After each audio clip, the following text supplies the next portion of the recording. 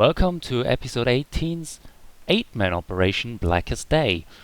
And without bothering you, straight on the first fight, a super simple introduction to the operation. We have Hank Henshaw, who has actually only one mechanic, which is a skull attack. Then he points to someone and charges to him. You will see that later. Keep watching, keep an eye on him when he does a skull. But the more important part are these manhunters that are coming here out of every position right now. There will be 4 up, wherever the force is right now. However, in normal you have 3 manhunters at this point, and in elite you will have 4. The more it's pretty straightforward. You get 2 sets of waves, and then on the third you get an elite wave. The elite wave will pretty much you can kill them, but here's the skull, and there comes a charge. That's the skull. That was it. But you see the scraps on the right side on the ground, on the floor. That's the metal scraps from those defeated manhunters. And when the elite dying, they do not die really. They're just taking those scrap materials and repel themselves, and then they start all over again. So that's pretty much the whole thing of it. You see, no one is dying in the whole fight, and this is elite. This is not normal. This is elite. So this is really straightforward, basic. Gear-wise, you see the group is kinda geared, overgeared. I don't know. It's really not like overgeared because everyone would survive that at this point. So this was the first boss fight, straightforward. The second boss fight is a little bit more complicated. This is about a deranged Lizardrak. She has 2 mechanics for herself, which is one is she will charge once in a while with a whip trash into the group. You can pillar block her. You won't see that in the video from this point, but you can pillar tank her kinda at those. You see at the windows in the back at those consoles. You can pillar tank her, and then she won't charge into the group. It's a bit tricky. You need to get used to it, but yeah, makes the fight a lot easier. And the second mechanic of Lizardrak is snap traps. You will see little white balls going in a 360 out of her, and will spread here. You see them. That's a 360, and that's snap traps. They turn into snap traps, and if you're close to one, you die. Just block. That's the easiest way. Block as soon as snap trap happens. You're done. Solved, and you can continue. The third skull tag can be ignored. It's more like a tank interrupt. The other one are turrets in the room. They will occasionally stun players, like on the right side. Rune Prince, the healer, he's getting stunned for a moment. I think 8 or 10 seconds, something along those lines.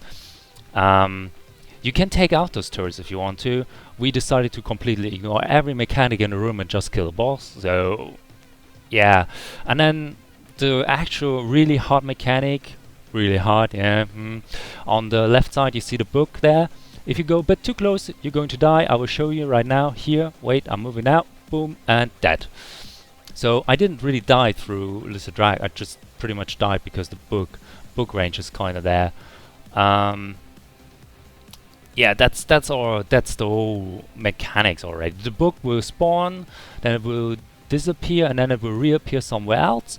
And in the elite version at 25% health, you have an additional ad, which is there right now up. But that's it. That's the whole difference between elite and normal. Well, the elite, the turrets have more health, and the book spawns a bit earlier at 66%, but nothing really super different. The ad will roll sometimes, but you see, we just burn through it. If you decide to ignore mechanics, that works very well as well. You can do everything. You can do the mechanics if you feel a bit more comfortable when the DPS is not high enough. However, that's already the last boss, Blackhand, and he spawns ads wave too, like the first boss, but these are Black Lantern ads. He has a multiple set of waves coming. There is that's fairly easy to deal with. Keep your orbiters and stuff just for that, burn them down, and that should be fine. The second mechanic is a tankular mechanic. It's the death touch. he will pretty much knock up the tank and does a lot of damage. That's more like, can the healer heal in time, and then should be fine. Healer should get used to it fairly quick. Then another mechanic is a cloud. So you will see a skull. Well, that's a skull with those hands right now. They stun you, knock you down. But the other skull is they are different skulls. It's more like for the tank and stuff, like stuns and annoying things. So, but the more important skull is the skull with the cloud that should come up right now. There you go. There's a cloud. You see that? The cloud is going to one player, and then it will explode. And well, the player didn't really die through the cloud because he was the healer. Healers survive actually the cloud without blocking, but DPS won't. DPS usually die there. So here's another cloud I think coming. Well, should come as any second. There you will see another cloud coming, and what you do is pretty much when you see the cloud, either block, or if you see a cloud going to a player next to you, block. Just block and it will be fine. If that's if you have people being clever enough, they will just lead the cloud away before they let it explode, because it will really follow you for like until it hits you. And yeah, that makes the whole fight easier, because you can you block, and the rest of the group can DPS, heal, throw whatsoever, while the cloud is exploding away from them. You will see that. There you go. The cloud is coming for me. You see, I will roll a bit away, so it explodes while no one is there. Boom, and safe. But you see, it does a bit damage even in block. So blocking is required. If you really, it really enforces you to use block in those operations. There comes another cloud to me. Yeah, and that's pretty much everything. Those ads there on the floor, they doing damage over time. You see, there's quite some damage over time ticking, and in Elite, the ads will last longer. So will take will take a bit more time than they disappear. And the more ads are on the floor, the higher damage is ticking on the group. So yeah, it's quite stressy for two healers to keep up one tank.